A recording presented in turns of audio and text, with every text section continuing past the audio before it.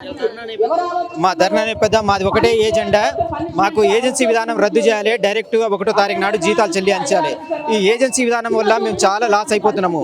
ఈ ఏజెన్సీ విధానం వల్ల మాకు 6 నెలలకు 3 నెలలకు ఒకసారి జీతాలు ఇవ్వడం జరుగుతుంది. ఇంకోటి మాకు ఈఎస్ఐ పిఎఫ్ కూడా ఏజెన్సీ వాళ్ళు కట్టట్లేరు. ఇంకోటి ఏంటంటే ఇప్పుడు మేము ఏమైనా చేసినామనుకో ఏజెన్సీ వాళ్ళు మమ్మల్ని తీసేసి మళ్ళీ వేరే వాళ్ళని కొత్త వాళ్ళని 2 లక్షలకు 3 లక్షలకు అమ్ముడు అవుతుంది అవుట్సోర్సింగ్ ఉద్యోగాలు.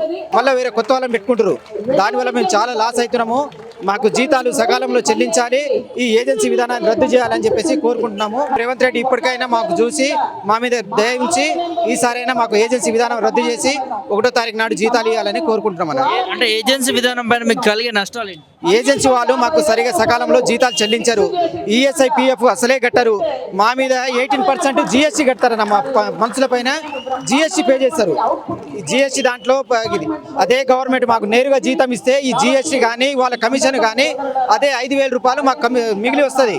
ఇప్పుడు 13,000కు 10,000కు ఇక్కడ జీతాలు చేస్తున్నాము. హైదరాబాద్లో రెంట్ 5,000 6,000 రెంటే పోతుంది. పిల్లలకు చదువుకోవడం ఎలా, మేము బతకడం ఎలా, అది కూడా 6 నెలలకు 7 నెలలకు జీతాలు ఇస్తారు. అందుకోసమని ఏజెన్సీ విధానం రద్దు చేసి నేరుగా జీతాలు ఇవ్వాలని కోరుకుంటాం. మేము ప్రభుత్వం వచ్చి 9 నెలలు అవుతాం. కాంగ్రెస్ ప్రభుత్వం ఎప్పుడైనా మంత్రులను కానీ ఎమ్మెల్యేలను కానీ ప్రభుత్వం ప్రతి మంత్రులను ప్రతి ఎమ్మెల్యేను కలుస్తున్నాము. ప్రతి ఒక్కరు ఇదే మాట చెప్తారు, ఏజెన్సీ రద్దు చేస్తామని. అట్లనే కాలం ఇలా తీసుకుంటూ వస్తారు. ఇప్పటికీ 9 నెలలు అయింది. మాకు ఎలక్షన్ మూమెంట్లో చెప్పిరన్న ఏజెన్సీ రద్దు చేస్తాము, మ్యానుఫ్యాక్చర్లో పెడితే ఇది ఇబ్బంది అవుతుంది అని చెప్పేసి మాకు చెప్పారు. కానీ ఇప్పటిదాకా కూడా ఇది సీఎం దృష్టికి పోతుందా లేదా అనేది కూడా మాకు తెలియదు. ఏ రోజు కూడా సీఎం పిలిచి కూడా మాట్లాడట్లేదు. మాకు ఇది కంపల్సరీ సీఎం రేవంత్ రెడ్డి గారు దీన్ని మేలుకోవాలి.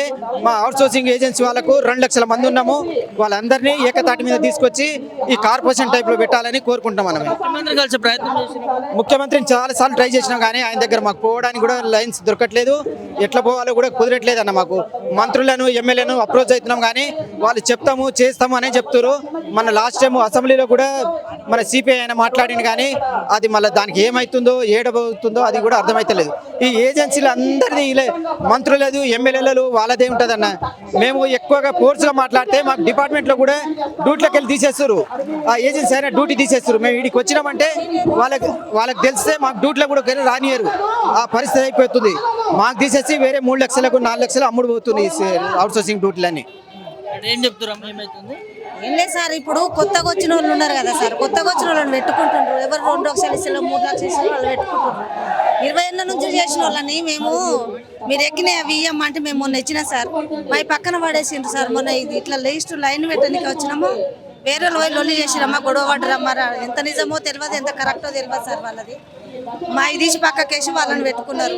మాకు అదే బాధ అనిపిస్తుంది సార్. మేము ఇన్ని రోజుల చెంది చేసుకుంటూ వచ్చినాము, మరి మా కష్టం ఎందుకు వృధా కావాలి? నెలకు 8,000 రెంట్ కట్టుకుంటా, మేము ఇంత ఎట్టి షావకేట్ చేసి పేషెంట్లని ఎంత గలీజ్ చేసి బాత్రూమ్ కడుకుంటా లేడీస్ మేము ఎంత బాధపడుతున్నాము మాకు తెలుసు సార్. ఇన్నేళ్ళ నుంచి కనీసం మా గురించి అన్న ఆలోచించాలి కదా సార్. సూపరింటెండెంట్ దగ్గరికి రానియదు, ఈ రూమ్ దగ్గరికి రానియకూరు. మీ సూపరింటెండెంట్ చెప్పుకోరంటారు, ఆర్ఎంఓకి చెప్పుకోరని అంటారు. సూపర్వైజర్లు కూడా రెస్పాన్స్ లేకుండా మాట్లాడతారు.